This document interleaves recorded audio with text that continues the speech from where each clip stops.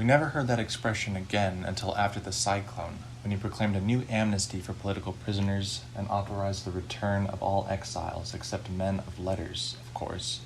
Them never, he said. They've got fever in their quills like thoroughbred roosters when they're molting, so that they're no good for anything except when they're good for something, he said. Worse than politicians, worse than priests, just imagine. But let the others come back without distinction of color, so that the rebuilding of the nation can be the task of all, so that nobody would be left without proof that he was once more the master of all his power, with the fierce support of armed forces that had become once more the same as before, since he had distributed the shipments of food and medicine and the material for public relief from foreign aid among the members of the High Command. Ever since the families of his ministers had Sunday outings at the beach with the Red Cross portable hospitals and field tents. They sold the shipments of blood plasma, the tons of powdered milk to the Ministry of Health, and the Ministry of Health resold them to charity hospitals. The officers of the General Staff gave up their ambitions in return for public works contracts and rehabilitation programs with the emergency loan granted by Ambassador Warren in exchange for unlimited fishing rights for vessels of his nation within our territorial waters. What the hell? Only the one who has it, he said to himself, remembering the colored marble he had shown that poor dreamer who was never heard of again. So exalted with the reconstruction work that was with his own voice, and in person he worked on even the tiniest details as in the original days of his power, sloshing through the swamps and the streets with a hat and a pair of duck hunter's boots, so that a city different from the one he had conceived for his glory in his dreams of a solitary drowned man should be built. He ordered his engineers to get rid of these houses here for me, and put them over there where they won't be in the way. Make that tower 6 feet taller so that people will be able to see the ships on the high seas. They raised it. Reverse the course of this river for me. They reversed it, without any mistakes, without any signs of discouragement. And he went about so befogged with that feverish restoration, so absorbed in his task, and so far removed from other minor matters of state that he ran smack into reality when an absent-minded aide mentioned by mistake the problem of the children, and he asked from his cloud, "What children?" "The children, General Sir." "But which ones, goddammit?"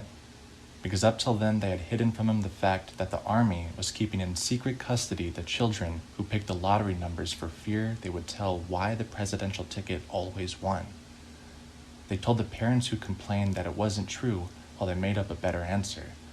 They told him they were rumors spread by traitors, lies of the opposition, and those who demonstrated in front of the barracks were repulsed with mortar fire, and there was a public slaughter that we had also hidden from him, so that you wouldn't be bothered, General Sir.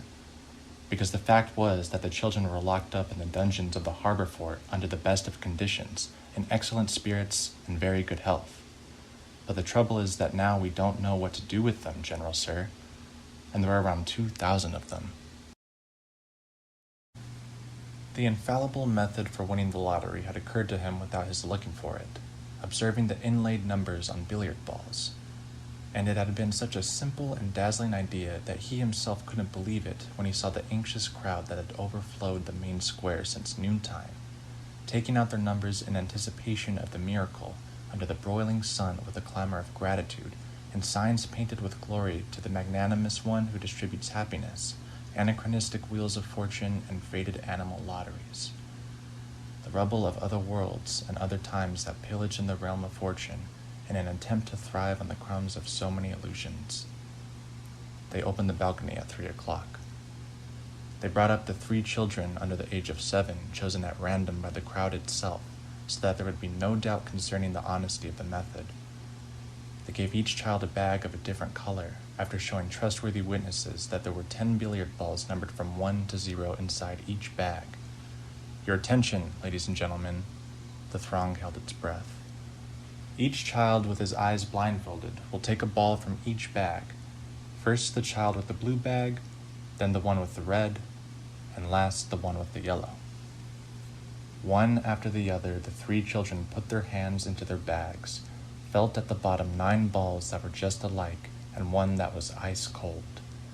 And, following the orders we had given them in secret, they chose the ice cold ball, showed it to the crowd, sang it out, and in that way they drew out the 3 balls that had been kept on ice for several days, with the 3 numbers of the ticket he had reserved for himself.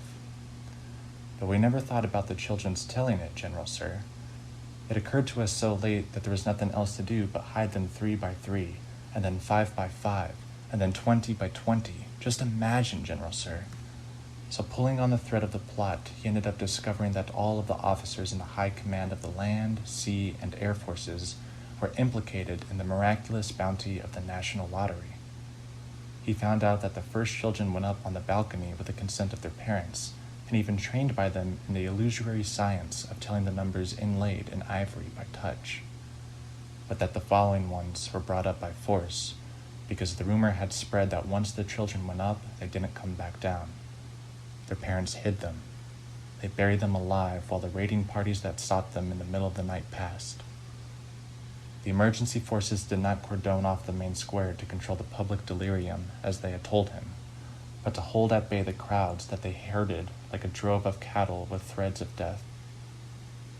The diplomats who had asked for an audience to mediate the conflict ran into the absurd tale that the functionaries themselves told them that the legend of his strange illnesses was true, that he couldn't receive them because toads had proliferated in his belly, that he could only sleep standing up so as not to injure himself with the iguana crest that was growing along his spine. They had hidden the messages of protest and entreaties from all over the world from him. They had kept secret from him a telegram from the Supreme Pontiff in which our apostolic anguish over the fate of the innocents was expressed. There was no more room in jail for any more rebellious parents, General Sir. There were no more children for the Monday drawing, God damn it. What kind of a mess have we got into? In spite of all, he did not measure the true depth of the abyss until he saw the children like cattle in a slaughterhouse in the inner courtyard of the harbor fort. He saw them come out of the dungeons like a stampede of goats, blinded by the brilliance of the sun after so many months of nocturnal terror. They were confused in the light. There were so many at the same time that he didn't see them as 2,000 separate children, but as a huge shapeless animal that was giving off an impersonal stench of sun-baked skin and making a noise of deep waters. And its multiple natures saved it from destruction, because it was impossible to do away with such a quantity of life without leaving a trace of horror that would travel around the world. God damn it, there was nothing to do. And with that conviction, he called together the high command. 14 trembling commandants who were never so to be feared because they had never been so frightened. He took his time scrutinizing the eyes of each one by one, and then he saw that he was alone against them all. So he kept his head erect, hardened his voice, exhorted them to unity, and now more than ever for the good name and honor of the armed forces, absolved them of all blame, pounding his fist on the table so that they would not see the tremor of uncertainty, and ordered them as a consequence to continue at their posts, fulfilling their duties with the same zeal and the same authority as they had always done. Because my supreme and irrevocable decision is that nothing has happened. Meeting adjourned. I will answer for it. As a simple means of precaution, he took the children out of the harbor fort and sent them in nocturnal boxcars to the least inhabited regions of the country, while he confronted the storm unleashed by the official and solemn declaration that it was not true. Not only were there no children in the power of the authorities, but there was not a single prisoner of any type in the jails.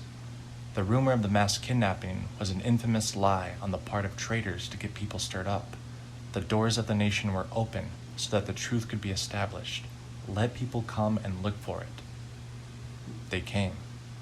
A commission from the League of Nations came and overturned the most hidden stones in the country and questioned all the people they wanted to and how they wanted to, with such minute detail that Bendicion Alvarado was to ask who were those intruders dressed like spiritualists, who came into her house looking for 2,000 children under the beds, in her sewing basket, in her paintbrush jars, and who finally bore public witness to the fact that they had found the jails closed down, the nation in peace, everything in public suspicion that there had been or might have been of violation by intent or by action or by omission of the principles of human rights.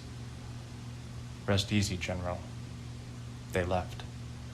He waved goodbye to them from the window with a handkerchief with embroidered edges and with the feeling of relief over something that was finished for good.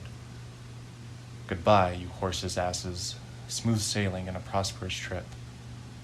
He sighed. The trouble's over.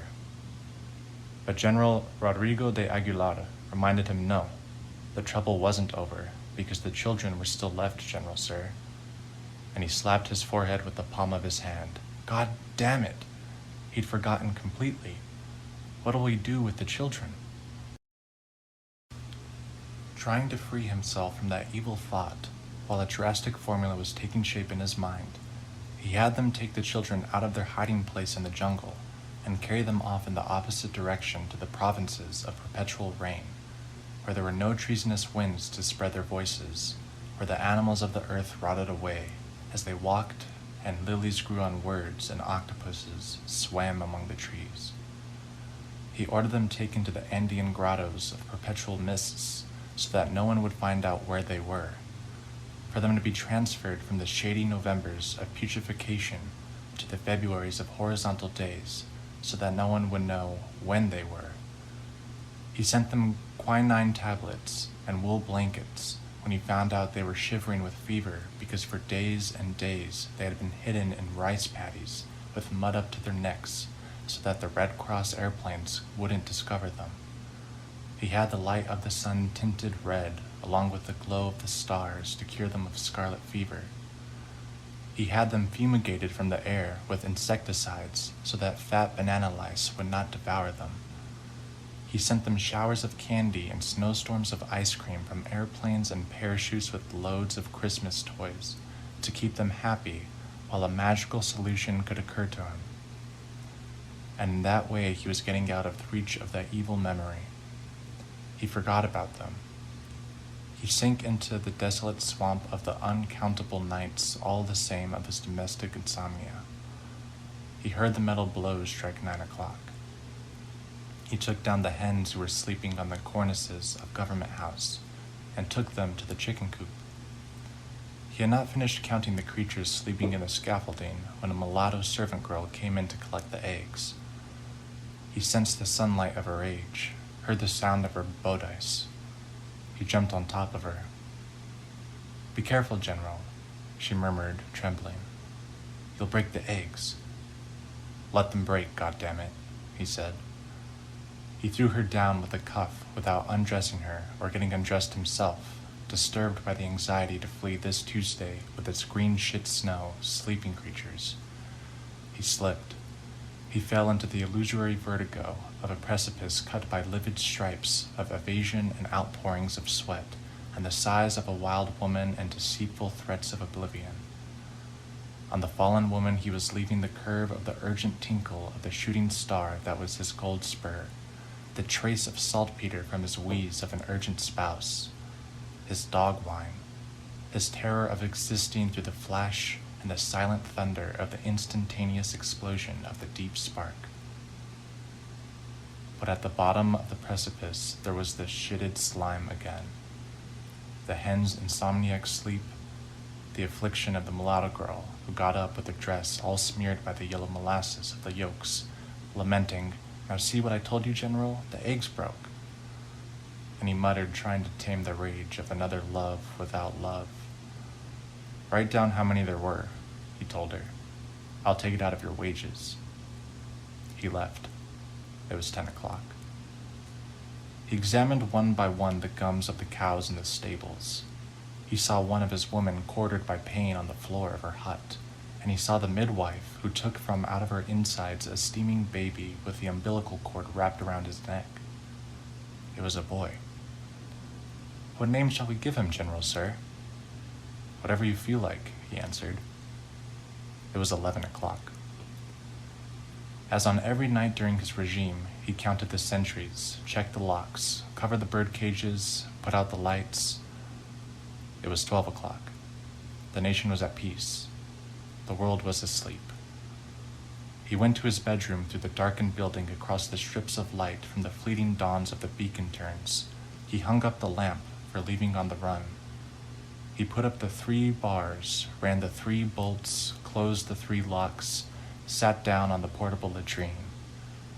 And while he was passing his meager urine, he caressed the inclement child of a herniated testicle until the twist was straightened out. It fell asleep in his hand. The pain ceased. But it returned immediately. With the lightning flash of panic, when in through the window there came the lash of a wind from beyond the confines of the saltpeter deserts, which scattered about the roof the sawdust of a song about tender age throngs, who were asking about a gentleman who went to war, who were sighing, what pain, what grief, who climbed up onto a tower to see if he was coming, who saw him coming back, that he came back, that well in a velvet box. What pain, what mourning.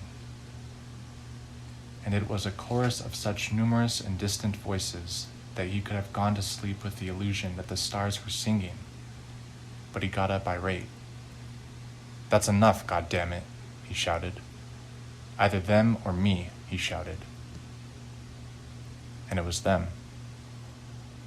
Because before dawn he ordered them to put the children in a barge loaded with cement, take them singing to the limits of the territorial waters, blow them up with a dynamite charge without giving them time to suffer as they kept on singing. And when the 3 officers who carried out the crime came to attention before him with "News, General Sir," that his order had been carried out, he promoted them 2 grades and decorated them with the Medal of Loyalty. But then he had them shot without honors, as common criminals, because there are orders that can be given, but which cannot be carried out. God damn it. Poor children.